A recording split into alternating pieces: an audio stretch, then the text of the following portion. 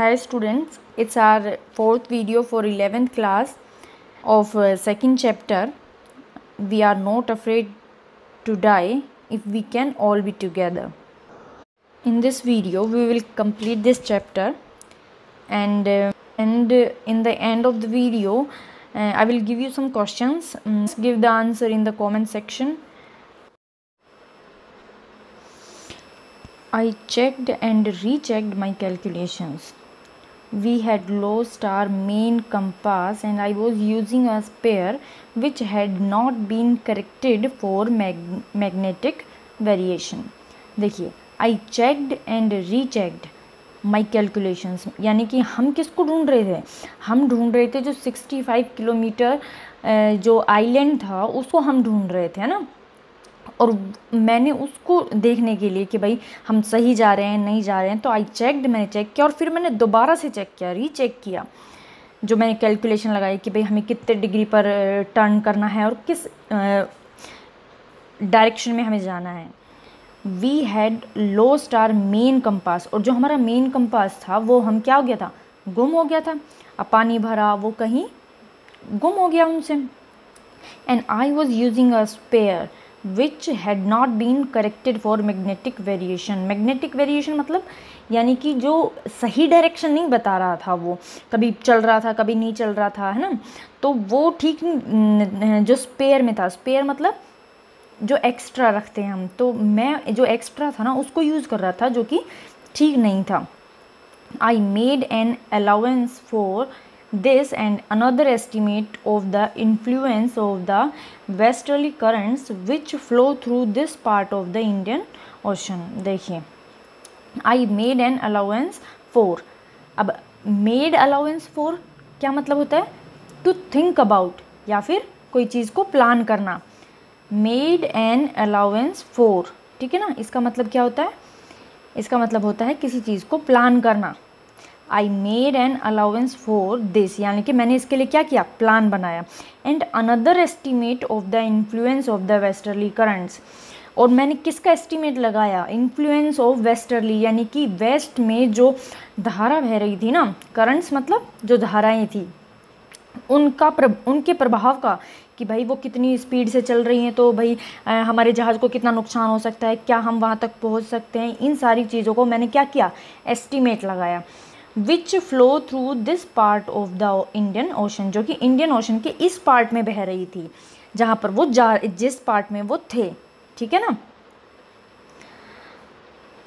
About 2 PM, अब लगभग 2 बजे। आई वेंट ऑन डेक, मैं डेक पर गया। And asked Larry to steer a course of 185 degrees, और मैंने लैरी को क्या कहा, लैरी कौन है पता ना आपको, लैरी और हब, हाँ, to steer a course of 185 degrees, यानी कि तुम स्टीयर जो है उसको घुमा दो 185 जो डिग्री है ना उतने पर घुमा दो। If we were lucky, I told him with a conviction I did not feel. If we were lucky, अगर हम लकी थे या लकी हैं, है ना, जैसे if we were lucky I told him with a conviction, conviction means दृढ़ विश्वास के साथ, कि मैंने उसको ना कहा कि अगर हम भाई लकी हुए ना तो हम ज़रूर पहुंच जाएंगे। आई डिड नॉट फील, जो कि मुझे खुद से फील नहीं हो रहा था कि भाई मैं ठीक हूँ बिल्कुल, पर मैंने उसको पूरे कन्विक्शन के साथ कहा कि तुम तो घुमा दो 185 पर, है ना। He could expect to see the island at about 5 PM, कि अगर हम सही है ना, अगर हम लकी हुए तो हम 5 बजे, अभी 2 बज रहे हैं तो 5 बजे तक हम क्या देख लेंगे, आइलैंड देख लेंगे। Then with a heavy heart I went below, climbed on my bunk and amazingly dozed off, और फिर मैं हैवी हर्ट से, यानी कि मेरा दिल भारी हो रहा था कि पता नहीं हम पहुँचेंगे या नहीं पहुँचेंगे, मैं नीचे आया। आई वेंट बिलो, मैं नीचे गया। क्लाइम्ड ऑन माई बंक, मेरे बंक पर चढ़ा। एंड अमेजिंगली, और आश्चर्य की बात क्या है, डॉज्ड ऑफ, डॉज्ड ऑफ मतलब झपकी लग गई, मतलब नींद आ गई। When I woke it was 6 PM, और जब मैं जगा तो 6 बज रहे थे। एंड ग्रोइंग डार्क, और क्या हो रहा था, अब शाम होती आई है तो क्या हो गया, डार्क हो गया मौसम, है ना।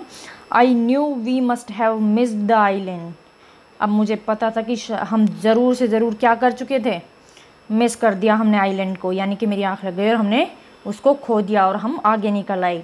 And with the sail we had left, और जो सेल हमारे पास उस वक्त बची हुई थी ना, we could not hope to beat back into the westerly winds, यानी कि we could not hope to beat back into the, यानी कि हम जो सेल हमारे पास बची हुई थी हम उसके साथ ये सोच नहीं सकते थे कि भाई हम पानी जो हवा चल रही है हम हवा के बहाव के धारा के बहाव के साथ चल सकते हैं, है ना, लेकिन हम उसके ऑपोजिट जब चलेंगे यानी कि बैक साइड वापस चलेंगे, अगर हम आगे निकल गए हैं उससे आइलैंड से और हम वापस जाना चाहें तो भाई जो स्पीड है ना, जो वेव्स की स्पीड है और जो विंड की स्पीड है वो जो सेल है वो सह नहीं पाएगी। जो वेस्टर्ली विंड्स हैं उनकी जो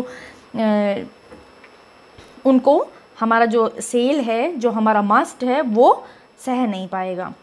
एट दैट मोमेंट, और तभी tousled head appeared by my bunk. Tousled means ऐसे बिखरे हुए, मैसी, है ना, एक मैसी जो हेड है वो मेरी बंक पर अपीयर हुआ। कैन आई हैव अ हग, क्या मैं एक हग ले सकता हूँ, कर सकता हूँ आपको? जोनाथन आस्क्ड, जॉन ने पूछा। Sue was right behind him, और स्यू उसके जस्ट पीछे थी। Why am I getting a hug now, I asked, मैंने पूछा कि भाई मुझे क्यों मिलेगा हग अब? Because you are the best daddy in the whole world, क्योंकि आप कौन हो, आप इस संसार के सबसे अच्छे डैडी हो। And the best captain, my son replied, और सबसे अच्छे कैप्टन भी हो। Not today John, I am afraid, और कहता है नहीं बेटा आज नहीं, मैं डरा हुआ हूँ। वाई यू मस्ट बी, क्यों, आप क्यों डरे हुए हैं भाई? Said you in a matter of fact voice, यानी कि सोचते हुए, है ना, एक रियल वॉइस बनाते हुए कि जैसे कि भाई क्यों, सही तो चल रहा है सब कुछ, फिर क्यों टेंशन में है, क्यों डर रहे हैं? यू फाउंड द आइलैंड, आपने ढूंढ लिया, आइलैंड को ढूंढ लिया। व्हाट, क्या? आई शाउटेड, मैं चिल्लाया, है ना। It's out there in front of us, they chorused. Chorused means speak together, है ना, दो हैं तो वो दोनों एक साथ बोले कि देखिए वो हमारे सामने ही तो है वहाँ पे। As big as a battleship, यानी कि इतना बड़ा है जितना कि कोई बैटल शिप होता है। I rushed on deck and gazed with relief at the stark outline of Ile Amsterdam. I rushed, मैं दौड़ा, ऑन डेक, डेक की तरफ, एंड गेज्ड विद रिलीफ, और मैंने, गेज मतलब घूरना, देखना लगातार, है ना, मैंने जो आइलैंड था, है ना, उसको बड़े ही आराम के साथ, रिलीफ, राहत के साथ घूरा थोड़ी देर। At the stark outline, stark outline मतलब बिल्कुल खाली, मतलब सफाचट, कुछ ऐसा कुछ खास कुछ नहीं कि वो डेकोरेटिव थी या कुछ वो नज़र अलग से नज़र आ रही थी, नहीं, बिल्कुल खाली आउटलाइन थी ऑफ इल एम्स्टर्डम की। It was only a bleak piece of volcanic rock, वो आइलैंड के नाम पर क्या था, एक वोल्केनिक रॉक थी वो। ब्लीक, ब्लीक का मतलब क्या होता है, कलरलेस, मतलब कोई कलर नहीं था, कुछ ज़्यादा कुछ खास कुछ नहीं था उसके ऊपर, है ना। ब्लीक पीस था मतलब colourless piece of volcanic rock, यानी कि जो वोल्केनोज आते हैं ना, तो वोल्केनो की एक बस रॉक थी वो, इससे ज़्यादा कुछ नहीं था वो। विद लिटिल वेजिटेशन, उसके ऊपर थोड़ी बहुत क्या झाड़ी पेड़ पौधे थे। The most beautiful island in the world, दुनिया का सबसे सुंदर आइलैंड था वो। अब देखो इसके बाद में लास्ट में क्या, साइन ऑफ एक्सक्लेमेशन डाला हुआ है। वाई, क्यों, ये बात क्यों लिखी गई है, the most beautiful island in the world, जबकि आगे बता रहा है कि वो स्टार्क आउटलाइन थी और bleak piece of volcanic rock था, ना थोड़ी बहुत वेजिटेशन थी, है ना, लेकिन फिर भी वो संसार का सबसे सुंदर आइलैंड था। क्यों? क्योंकि वो उनको बचाने की एक उम्मीद थी, इसीलिए उनके लिए तो वही होगा सबसे अच्छा। देखिए, वी एंकर्ड ऑफ शोर फॉर द नाइट, हमने एंकर्ड ऑफ शोर यानी कि हम जो किनारा है, तट है, उसके ऊपर क्या कर दिया, एंकर हटा दिया, मतलब गिरा दिया। फॉर द, लंगर वहाँ डाल लिया मीन्स फॉर द नाइट, रात के लिए, यानी कि स्टे करने के लिए। And the next morning all 28 inhabitants of the island cheered as they helped us ashore. और अगली सुबह जो 28 इनहेबिटेंट्स थे, यानी कि 28 जो लोग थे वहाँ पर, जो रहते थे वहाँ पर, of the island cheered, cheer मतलब हमें क्या किया, थोड़ी दिलासा दी, हमें हेल्प की। As they helped us ashore, ashore का मतलब क्या होता है, जो कि किनारा है ना, किनारे पर जिन्होंने हमें हेल्प की उन्होंने हमें थोड़ा अच्छा फील करवाया। With land under my feet again, जब दोबारा मेरे पैरों के नीचे ज़मीन आई ना, my thoughts were full of Larry and Herbie, मेरी जो विचार थे ना, यानी कि मेरे दिमाग में कौन चल रहे थे, जो लैरी और हर्बी थे।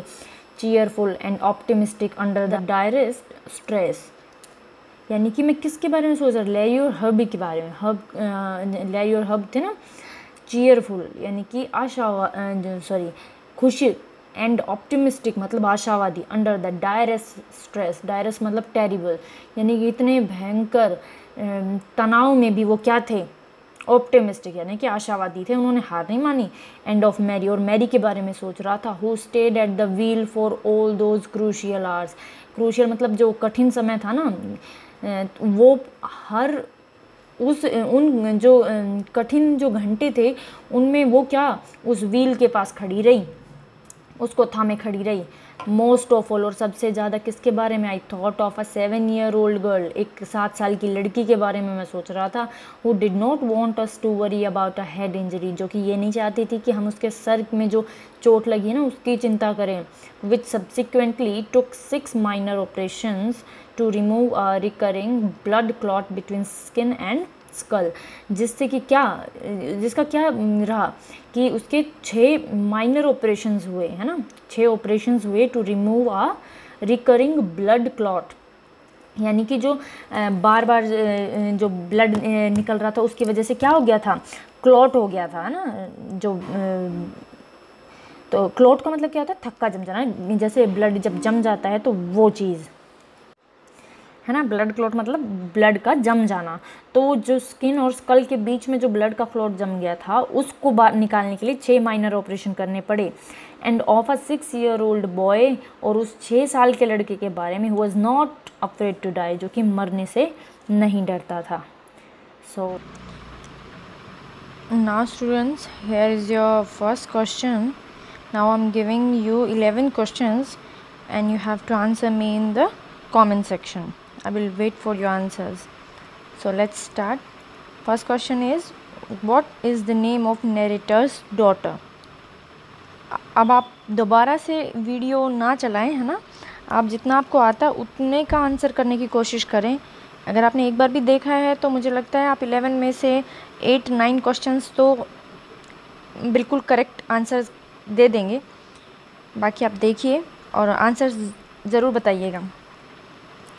सो second question, what is the roughest sea, है ना। बताया था हमने कि कौन सा सी है जिसका जो वेदर है सबसे ख़राब वेदर है ना। रफेस्ट वेदर बोला था, रफेस्ट वेदर कौन से सी का है, तो वो वाला क्वेश्चन है ना।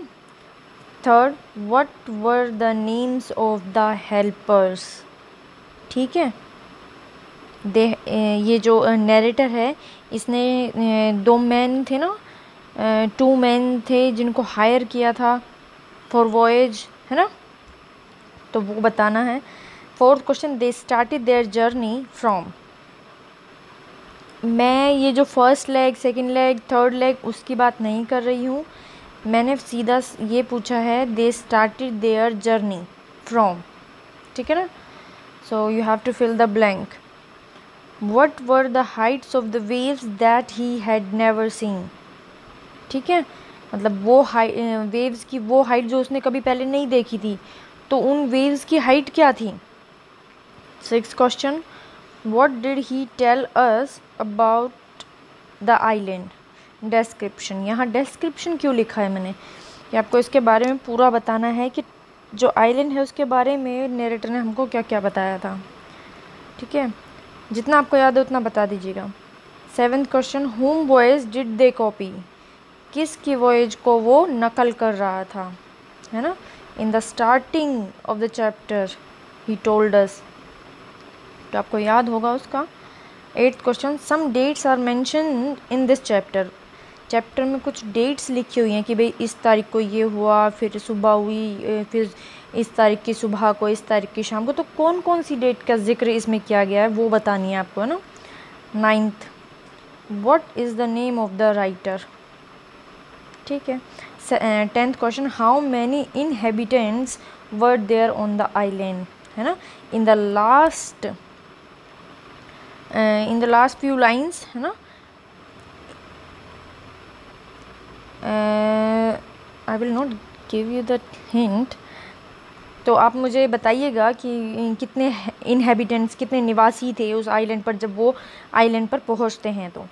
And what is the other name used for captain James cook in the chapter, जो कैप्टन जेम्स कुक है उसका दूसरा क्या नाम है जो कि चैप्टर में यूज़ किया गया है। ये बात मैंने आपको बताया था कि भाई ये कैप्टन जेम्स कुक के 2 नाम यूज़ किए जा रहे हैं, एक तो नाम ही है और दूसरा नरेटर ने कुछ यूज़ किया है, तो वो क्या था, है ना। So I will wait for your answers, till then keep learning and keep watching, bye bye.